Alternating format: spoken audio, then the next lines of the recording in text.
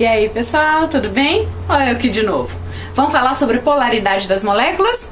Bom, o assuntozinho da aula passada, nós explicamos sobre geometria molecular. E não tem condições da gente falar de geometria sem estar falando de polaridade. Porque quando o Enem cobra esse assunto de geometria molecular, intrínseco desse assunto a polaridade das moléculas. Aqui a gente vai descobrir se as moléculas são polares ou apolares e qual a relação dessa polaridade com a solubilidade em água ou em compostos orgânicos, certo?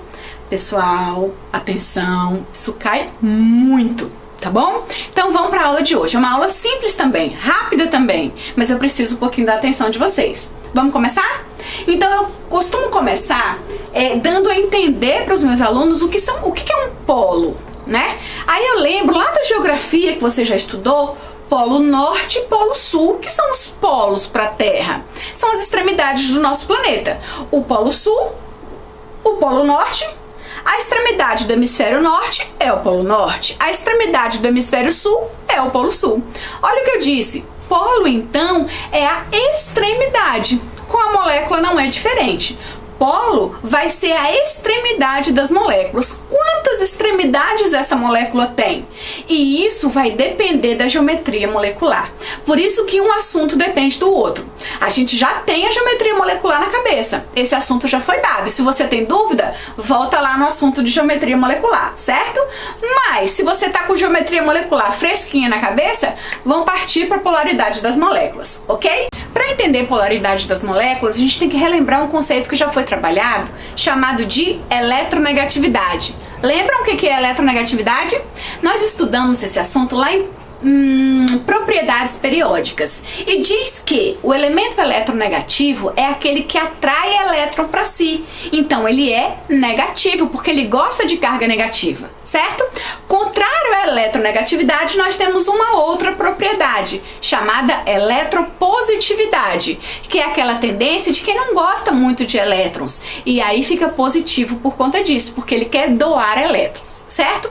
Então em uma molécula nós podemos ter elementos com maior eletronegatividade e outro com menor eletronegatividade que estão juntos.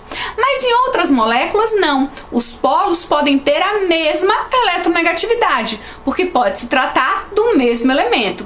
E aí eu vou classificar essa minha molécula como polar ou apolar, analisando apenas os polos da molécula.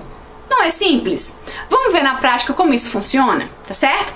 Para a gente entender melhor esse assunto, aqui fala sobre um vetor momento dipolar.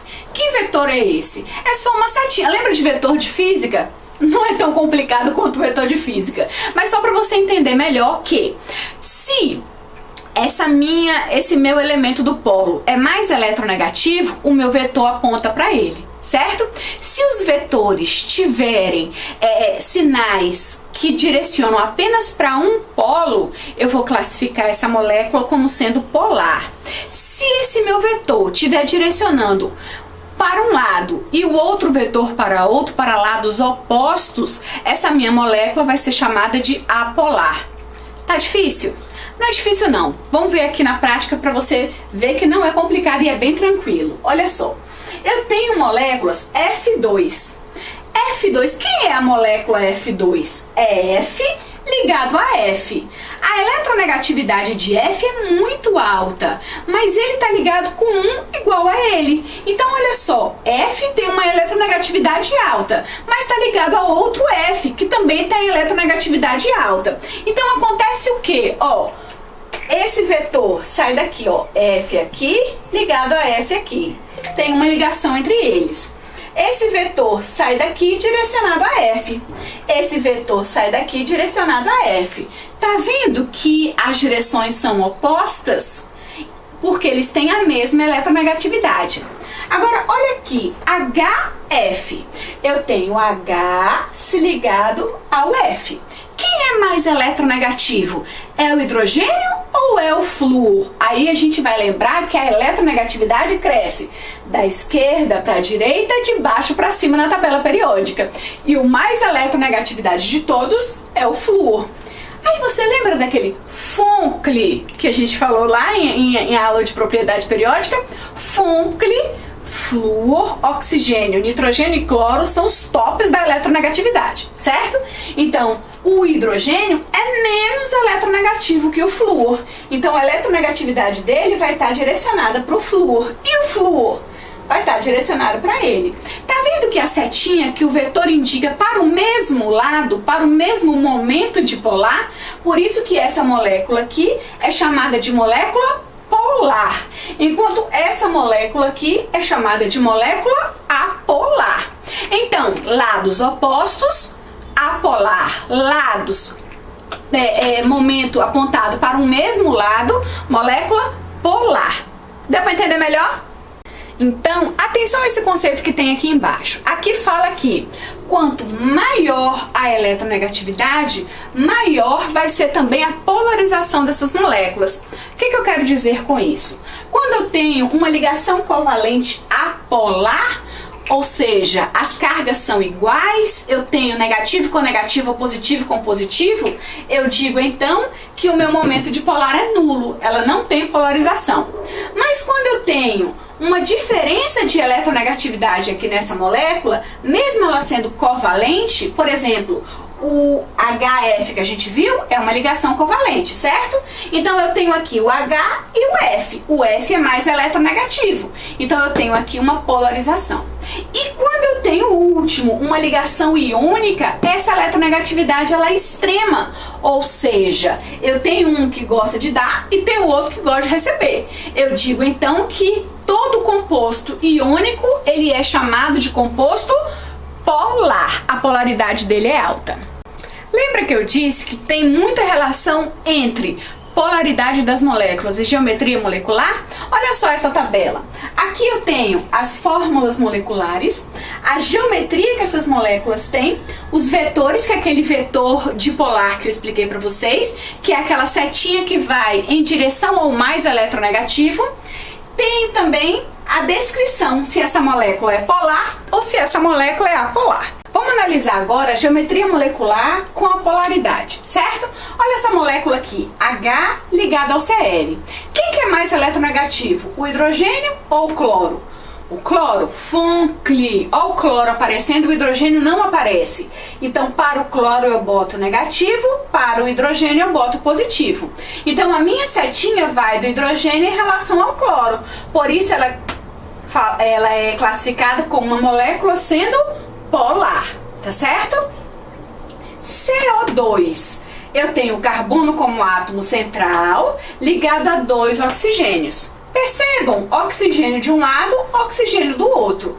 A mesma carga que esse oxigênio tem, o outro também tem, certo? Então a setinha parte do carbono para o oxigênio, porque o oxigênio é mais eletronegativo que o carbono.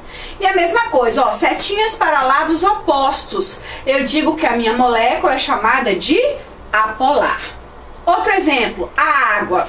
Essa é a principal de todas, certo? Sempre a relação que ele vai pedir é: a água é polar, os outros elementos são o quê? Polar ou apolar, e a relação da solubilidade com isso. E por isso a gente tem que entender, tá bom? Então vamos ver aqui a água. A gente viu que é o oxigênio, que é o elemento central, ligado a 2 hidrogênios, ok? Aqui sobram elétrons, não sobram elétrons sem se ligar? Por isso são negativos. Aqui o hidrogênio é positivo e positivo. Eu tenho uma diferença de cargas, ó. Se eu tenho diferença de cargas nos meus polos, porque aqui eu não tenho só 2 polos agora. Eu não tenho só 2 extremidades, eu tenho uma extremidade, outra extremidade e outra extremidade. E mesmo tendo mais positivo do que negativo, esses polos são diferentes. Toda vez que o polo é diferente, eu digo que a minha molécula ela vai ser chamada de polar, certo? A última, NH3, amônia. O nitrogênio é o meu elemento central. Ele está ligado a 3 hidrogênios. Olha só, sobrou elétron, 2 elétrons aqui em cima do nitrogênio. Se sobrou 2 elétrons, isso aqui é negativo. E cada hidrogênio é positivo. Eu tenho, então, diferença de cargas. Se eu tenho diferença de cargas, a minha molécula ela vai ser chamada de polar. Conseguiram compreender? Conseguiram relacionar polaridade das moléculas com geometria molecular? Então você vai, primeira coisa, analisar quantos polos você tem e se esses polos são de cargas iguais ou cargas diferentes. Se pelo menos uma carga for diferente, então essa minha molécula ela vai ser polar. Se todas as cargas forem iguais, a molécula vai ser chamada de apolar. Vamos de novo, olha só. HCl, H e o Cl. Quantos polos eu tenho nessa minha molécula? 2 polos. Eles são de elementos iguais ou elementos diferentes? Diferentes. Se os elementos são diferentes, as cargas também vão ser diferentes. Então aqui a minha molécula ela vai ser polar. Agora se eu tivesse, por exemplo, H e H, eu tenho também 2 polos, mas com elementos iguais. Então, quando eu tenho elementos iguais, os meus polos também serão iguais, tá certo? Vamos continuar. Olha essa aqui, essa molécula tetraédrica. Eu tenho carbono ligado a 4 cloros. Quantas extremidades eu tenho? Quantos polos eu tenho nessa minha molécula? 4 polos. E esses polos são iguais ou são diferentes? Iguais. Se eles são iguais, a minha molécula ela vai ser apolar. Se pelo menos um aqui fosse um hidrogênio, né, em vez de um cloro, eu tenho 3 cloros e 1 hidrogênio. Então, mesmo tendo mais cloros do que hidrogênio, eu tenho uma diferença. Se tiver diferença, a molécula é polar. Entendido, pessoal? Não é nada difícil isso, não é? Treinem, né? Vocês precisam identificar isso com velocidade. É uma questão que você não pode errar no Enem, porque ela é tranquila, tá bom? Chegamos aqui numa relação muito interessante, fácil, simples e bem cobrada dentro do nosso concurso, dentro do nosso Enem. Então a gente tem que entender isso aqui para conseguir fechar a questão lá na frente, tá certo? Aqui é a relação entre polaridade e solubilidade. Toda vez que ele cobra polaridade, ele vai perguntar então se aquela molécula é solúvel em água ou se aquela molécula é solúvel em compostos orgânicos. E como que você vai identificar? Uma polaridade que você não pode deixar de saber, de gravar, de guardar na cachola é a polaridade da água. A água é uma molécula polar, certo? E aí tem uma frase que você também não pode esquecer. Polar dissolve polar. Apolar dissolve apolar. Ora, se polar dissolve polar, a água ela vai dissolver todas as substâncias que também são polares. Mas a água vai dissolver substâncias que são apolares? Não vai. Então, é fácil da gente entender. Água e óleo. A água dissolve o óleo? Não dissolve. Eu não sei qual é a polaridade do óleo, porque eu não sei qual é nem a fórmula do óleo, que deve ter ali no mínimo 15 carbonos. Não sei qual é a fórmula dele, mas sei que a água é polar. Se a água é polar e ela não dissolve o óleo, logo o óleo vai ser apolar. Entendam a relação? Vocês conseguem compreender isso? Então vamos lá, vamos fazer alguns exemplos. Água e sal. A água dissolve sal? Dissolve. A água é polar. O sal então vai ser polar também, tá bom? A água dissolve açúcar? Dissolve. A água é polar. O açúcar vai ser também polar. Ok? A água dissolve o álcool? A água polar e o álcool polar também. A água dissolve o querosene? Não. Então a água é polar, já o querosene, que não se dissolve na água, é apolar. Em química orgânica, isso cai muito. A gente vai revisar isso rapidinho em química orgânica, mas fica um pouquinho mais pra frente, tá certo? Mas de antemão, o que você tem que lembrar disso aí? Quando eu falo de química orgânica, gasolina, querosene, álcoois, certo? Ésteres, existem ali um composto que tem uma polaridade. Geralmente esse composto é o OH, a hidroxila, principalmente presente no álcool, no ácido carboxílico. Certo? E aí, esse OH, ele é polar, ele tem uma diferença de eletronegatividade legal. Mas quanto maior é a minha cadeia de carbonos, quanto mais carbonos eu tenho ali, maior é a parte apolar também, certo? Só para vocês não confundirem isso, tá bom? Quando eu falo de compostos orgânicos, que a gente vai estudar em química orgânica mais pra frente, mas você que já terminou o terceiro ano, ou tá terminando o terceiro ano, tá vendo isso agora? Quanto maior a cadeia carbônica, maior também vai ser a parte apolar da minha cadeia. Então, menor vai ser a solubilidade desse composto em água. só para vocês terem uma ideia, um exemplozinho básico, tá bom? Etanol, et, 2 carbonos, CC e tem o OH. O etanol é solúvel na água, é o nosso álcool, ele é solúvel na água. Agora, se eu pego, quem que é mais solúvel? O etanol ou o propanol?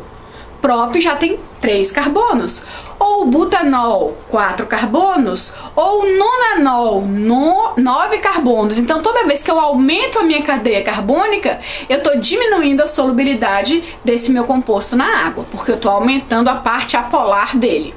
Conseguiu entender? Ok? Beleza. O assunto acaba aqui. Eu espero que tenha contribuído um pouquinho para vocês. Ok? A gente se encontra no próximo assunto.